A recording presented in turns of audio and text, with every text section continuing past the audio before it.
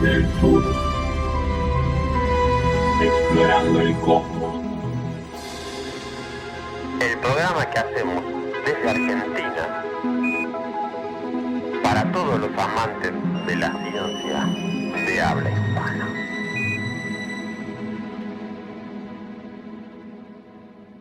¿Cómo están, queridas amigas y amigos oyentes?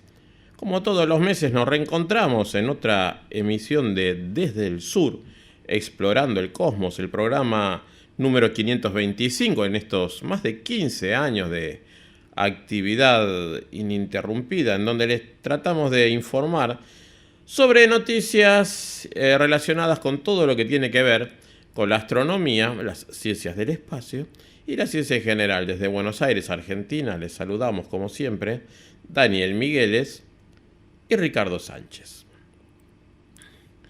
En el día de hoy me interesa hablarles sobre un tema que cuestiona cuánto conocemos del universo. Es algo técnico, hay un tema algo técnico que nos hace pensar sobre cuánto conocemos en realidad sobre el origen del cosmos y tiene que ver con la composición del mismo. La pregunta sería,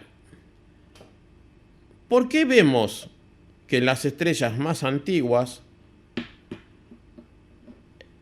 poseen internamente solo un tercio de la cantidad de litio que las predicciones del Big Bang dicen que deberían tener? Y esto es porque muchos cosmólogos se jactan de que su modelo es muy preciso en cuanto a las predicciones, pero sin embargo, cuando nos metemos en los componentes de nuestro cosmos, parece que no lo conocemos tan profundamente como algunos se jactan.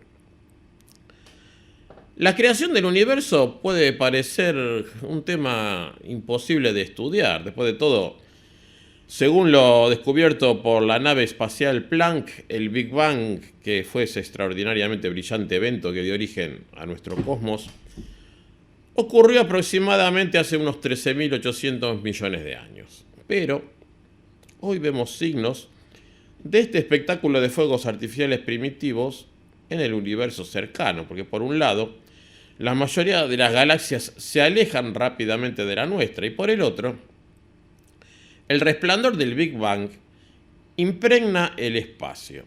Las microondas transmiten noticias de una era apenas 380.000 veces posterior a ese gran estallido que fue el Big Bang, mucho antes de que brillaran las estrellas. Y sorprendentemente, incluso tenemos pistas de una época un poco más antigua, apenas unos minutos después del Big Bang. La temperatura extrema del plasma que llena el universo desencadenó reacciones nucleares, creando elementos que sobreviven hasta el día de hoy. El universo en ese momento no era denso según los estándares terrestres. Solo un segundo después del Big Bang, la materia bariónica, que es la normal del universo, era más esponjosa que un algodón de azúcar. Por lo tanto, las reacciones nucleares eran tan simples que los cosmólogos ven fácil resolver lo que sucedió. Ese infierno forjó mucho hidrógeno y helio, que son los dos elementos ligeros que todavía dominan el universo en la actualidad. Pero hay un tercer elemento químico que está causando actualmente un enigma cósmico. Y es el litio. Ese elemento que tiene 3 protones en su núcleo y por lo tanto un número atómico de 3. Todos sabemos que el litio se encuentra en baterías, en fármacos antidepresivos y en muchos objetos más, pero astronómicamente hablando, fue en 1981 cuando un par de astrónomos franceses, François y Monique Speit, del Observatorio de París, descubrieron por accidente este elemento en estrellas antiguas que tenía una composición química que permitiría reflejar en gran medida lo que ocurrió en el Big Bang. Esas estrellas, aunque estaban cercanas, eran algo así como visitantes del halo estelar, esa población de estrellas viejas que rodea y penetra el disco de la Vía Láctea. Los astrónomos pueden reconocer estas estrellas del halo cercanas tanto por su cinemática, o sea, su movimiento, como por su abundancia de hierro bastante baja. Sabemos que el hierro se origina en las supernovas y las estrellas de halo son tan antiguas que se formaron antes de muchas de estas explosiones de estrellas, antes de que estas explosiones hubieran ocurrido. En realidad lo que estaba buscando esta pareja de astrónomos era otro elemento químico, el aluminio. Cuando vieron allí una línea espectral en la parte roja del espectro del litio. A pesar de que las estrellas del halo tenían una amplia variedad de cantidades de hierro, con proporciones de hierro a hidrógeno que oscilaban entre el 0,4 y el 8% del solar, la mayoría de esas estrellas tenían cantidades similares de litio, mucho menos de lo que poseía el Sol cuando se formó.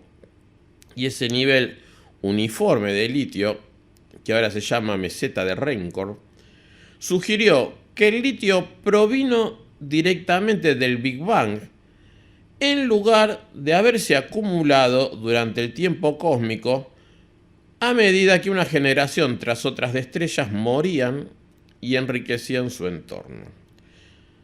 Como si eso no fuera suficiente, la cantidad de litio que vieron era compatible con la cantidad que habían predicho los cálculos del Big Bang, que fue un resultado que los defensores de esta teoría pregonaron tanto.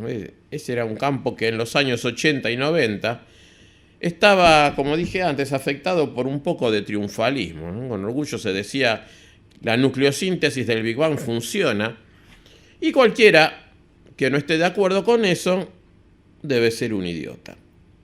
Pero hoy, sin embargo, los astrónomos se enfrentan a lo que se llama el problema del litio. ¿Por qué? Porque las mediciones mejoradas de las restricciones cosmológicas que deben cumplir estos modelos arruinaron el acuerdo entre la teoría y la observación. Las estrellas del halo observadas tienen solo 1/3 de la cantidad del litio que los cálculos del Big Bang dicen hoy que deberían tener. Y eso se convirtió en toda una catástrofe. Para predecir cuánto litio emergió de la bola de fuego del Big Bang, los cosmólogos tienen que saber qué tan denso era el universo en ese entonces. Cuanto más denso era, más rápidas eran las reacciones nucleares, produciendo más de algún tipo de isótopos y menos de otros. Lo que cuenta en realidad es la densidad de bariones que participan en las reacciones nucleares. En la década de 1980, esa densidad bariónica del universo no estaba bien determinada. En realidad, todo estaba bien, o parecía estar bien, porque no sabíamos lo suficiente. Es por eso que el nivel del litio previsto se superpuso con la medición de los SPITE. Y las cosas realmente no están bien hoy. En 2003, la sonda de anisotropía de microondas Wilkinson, la WMAP, determinó la densidad bariónica del universo a partir de las pequeñas fluctuaciones de temperatura en el fondo cósmico de microondas. Y más tarde, la nave espacial Planck fijó este número con una precisión increíble de más del 1%. Hoy sabemos que los bariones constituyen poco menos del 5% de la materia necesaria para detener la expansión del universo. Ahora que los cosmólogos conocen la densidad bariónica con tanta exactitud, pueden calcular cuánto litio se creó inicialmente en el Big Bang. Y lo que se predice es que casi nada. Los protones bombardearon el litio que surgió, dividiéndolo en núcleos de helio 4. En cambio, como hoy sabemos, los tres elementos más comunes que existieron minutos después del Big Bang fueron hidrógeno, helio y un poco de berilio, ese elemento con número atómico 4 que está presente en las esmeraldas de la Tierra, así como los espejos del recientemente lanzado y maravilloso telescopio espacial James Webb. El berilio surgió cuando los núcleos de helio 4 chocaron con el helio 3 para formar berilio 7, cuyo núcleo tiene 4 protones y 3 neutrones. Aquí en la Tierra, el berilio 7 es radioactivo. Se desintegra cuando uno de sus 4 electrones cae en el núcleo del átomo y se fusiona con un protón, convirtiéndolo en un neutrón. Y el átomo se convierte así en litio 7, que es el isótopo del litio dominante. Sin embargo, durante muchos siglos después del Big Bang, esta descomposición no ocurrió porque todos los núcleos estaban desnudos, no tenían electrones en lo absoluto. Si lo hubieran hecho, los fotones de alta energía habrían arrancado esos electrones que poseían y por lo tanto el berilio 7 no tenía electrones que capturar. Sin embargo, a medida que el espacio se expandió, el cosmos se enfrió y unos 800 años después del Big Bang la temperatura cayó a unos 80.000 grados Kelvin, el berilio 7 podía ahí entonces adquirir electrones, algunos de los cuales pronto cayeron en los núcleos y que convirtieron todo el berilio en litio. Y este litio sobrevivió. A estas alturas, la temperatura cósmica más fría había domesticado a los protones, ya que no tenían suficiente energía para eliminar al litio y dividirlo. Y así fue como se acuñó alrededor del 95% del litio primordial. El resto se remonta a los primeros minutos de la vida del universo, porque el afortunado litio evadió a esos voraces protones. Pero el problema es que estas reacciones nucleares crearon 3 veces más litio que el que vemos, el que medimos, el que existe en las estrellas del halo de la galaxia. Quizá entonces la solución al problema del litio es que realmente no comprendemos completamente esas reacciones nucleares. Muchos científicos se han pasado años estudiando estas reacciones nucleares mediante la teoría y la experimentación, con la esperanza de encontrar algún desajuste entre las tasas de reacción nuclear supuestas y las tasas reales. ¿Y cuál fue el resultado de todo este esfuerzo? Bueno, que no hay forma de resolver este problema del litio mediante lo que sabemos de física nuclear.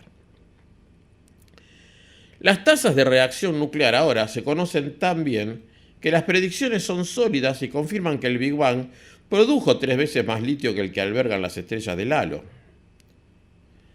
¿Qué pasaría si algo interrumpiera la mayoría de los núcleos del berilio desde el principio, antes de que pudiera encontrar electrones y producir litio? Bueno, los neutrones destruyen el berilio, al igual que los protones destruyen al litio. Si hubiera suficientes neutrones en el universo primitivo, podría haber evitado la posterior formación de litio, resolviendo así el problema. Pero no vayamos tan rápido.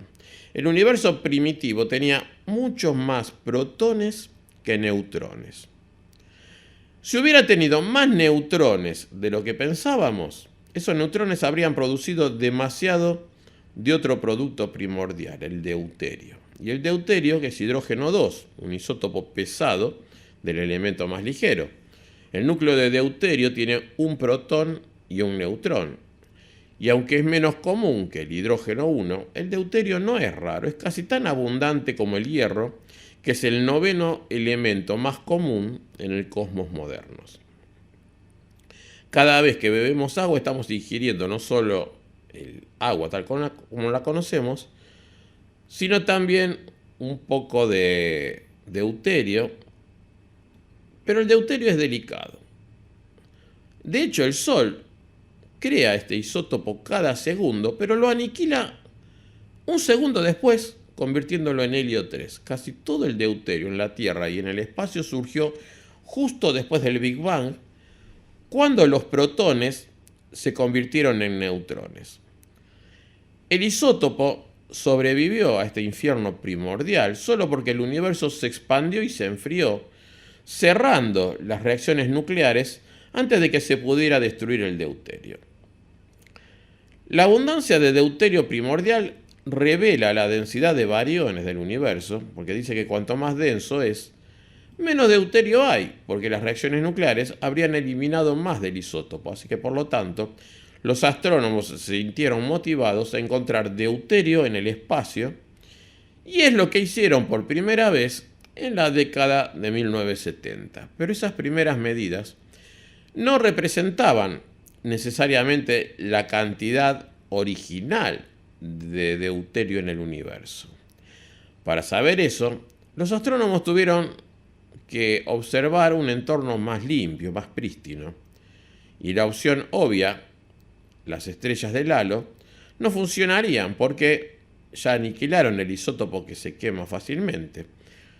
Pero en la década de 1990, los astrónomos comenzaron a reportar deuterio en nubes de gas muy prístinas que se encuentran entre nosotros y cuásares distantes, cuya luz brilla a través de las nubes y revela su composición. Y aunque en realidad el primer resultado publicado resultó incorrecto, a principios del siglo XXI estaba surgiendo un nivel de deuterio primordial que coincidía con esa densidad bariónica derivada de las observaciones del fondo cósmico de microondas de la sonda WMAP. Y hoy en día, la abundancia de deuterio primordial se conoce con una precisión de solo el 1%. En 2018, un equipo informó una proporción de deuterio a hidrógeno de 2.5 por 10 a la menos 5. Eso significa que el Big Bang generó un núcleo de deuterio por cada 40.000 núcleos de hidrógeno 1. Además, este número requiere una densidad de bariones que concuerde con el valor medido por la nave espacial Planck. Entonces podríamos decir que conocemos la abundancia del deuterio primordial, conocemos la densidad del universo, que concuerda con la abundancia de deuterio, y el deuterio tiene neutrones, por lo tanto, si el universo primitivo realmente tenía suficientes neutrones para deshacerse del berilio, resolviendo así el problema del litio, esos neutrones también deberían haber creado demasiado deuterio, lo que condujo a un problema de deuterio. Y también hay otro problema con la invocación de tantos neutrones. La mayoría de los neutrones del universo están en el helio, cuyo valor primordial conocemos al observar galaxias pobres en oxígeno, como la Zwicky 18. Y si el universo primitivo tenía demasiados neutrones, estas galaxias primitivas deberían tener más helio del que realmente tienen. Quizás la solución al problema del litio requieran algo más atrevido que a muchos entusiasma, que es el planteo de nuevas leyes de la física. Después de todo, si no comprendemos las leyes de la física, algún fenómeno desconocido en el comienzo del tiempo podría haber alterado la cantidad de litio. Y aunque esta idea puede sonar a una locura, la nueva física resolvió, por ejemplo, otro enigma de larga data, que era el problema de los neutrinos solares. Los científicos habían detectado solo alrededor de un tercio del número esperado de neutrinos del Sol. En ese momento, la sabiduría estándar sostenía que esas partículas fantasmales no tenían masa. Pero ahora, con planteos de nueva física, sabemos que los neutrinos tienen masa y eso les permite oscilar de un tipo a otro. Y hay tres tipos de neutrinos. Y los experimentos fueron sensibles a uno solo, por lo cual eso explica el déficit que se veía del factor de 3. Para resolver el problema del litio, algunos científicos han propuesto que una partícula X surgió poco después del Big Bang. Esa partícula vivió poco tiempo, por lo que se rompió y emitió neutrones, que eliminó 2/3 del berilio 7, pero logró dejar el deuterio y el helio solos. Incluso existen otras ideas todavía más salvajes, ¿no? Quizás algunas de las constantes fundamentales de la naturaleza, como la velocidad de la luz o la carga de un electrón, difirieron durante los primeros momentos del universo. O, lo más extremo de todo, quizá el desacuerdo entre la teoría y la observación signifique que toda la teoría es incorrecta y el Big Bang nunca sucedió o no fue como lo pensábamos. Pero ya exageramos, o sea, dada la extraordinaria cantidad de evidencia a favor del Big Bang, pocos astrónomos aceptan una solución tan radical para el problema del litio. De hecho, muchos ahora se inclinan a una idea que no proviene de invocar nueva física, sino de refutar la literatura inglesa antigua. ¿Cómo es eso? Bueno, las estrellas suelen destruir el litio porque el elemento es frágil. Los protones lo separan una vez que la temperatura supera los 2.5 millones de Kelvin. Y el Sol sabemos que ha aniquilado casi todo su litio. Aunque la superficie solar es demasiado fría para dañar este elemento, las partes exteriores del Sol son convectivas. Eso quiere decir que burbujea y también, digamos que podríamos decir que hierven, ¿no? Arrastrando el material de la superficie hacia el interior caliente, en donde los protones destruyen el litio. En parte, debido a su bajo nivel de elementos pesados o metales, las estrellas del halo tienen zonas convectivas más delgadas, por lo que el litio permanece cerca de la superficie y sobrevive. Pero, ¿sobrevivió todo? Bueno, es insondable que la naturaleza no encuentre la manera de eliminar la mayor parte de ese litio. Después de todo, las estrellas del halo han existido durante más de 10.000 millones de años, tiempo durante el cual el litio podría haberse hundido debajo de una delgada capa exterior y haber sido consumido por el interior caliente. Así que, si esto es así, se resuelve el problema del litio. Lo cual es una lástima, porque también es una explicación más aburrida, ¿no? ¿Cómo es posible que estrellas con diferentes masas, periodos de rotación, campos magnéticos y abundancia de metales hayan eliminado todas la misma fracción de su litio? Es como estar en un bosque en pleno otoño y ver que cada árbol perdió exactamente la misma cantidad de sus hojas. Es absurdo.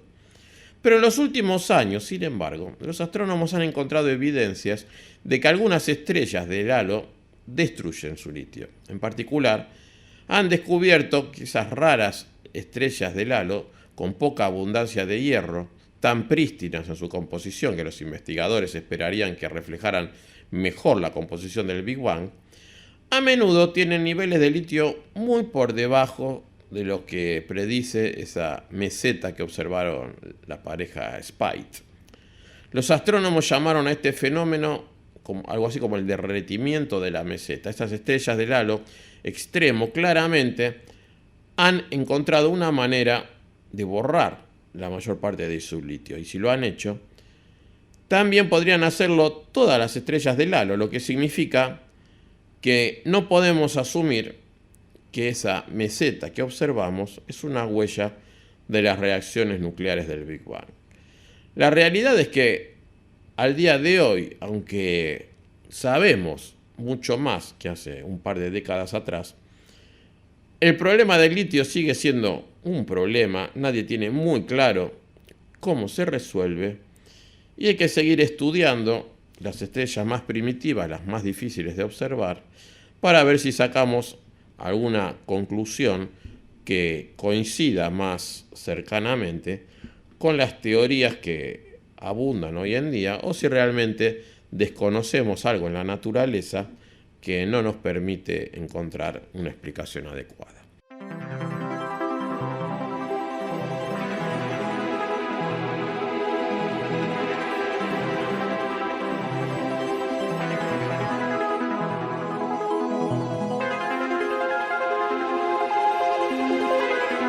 That's one small step for man,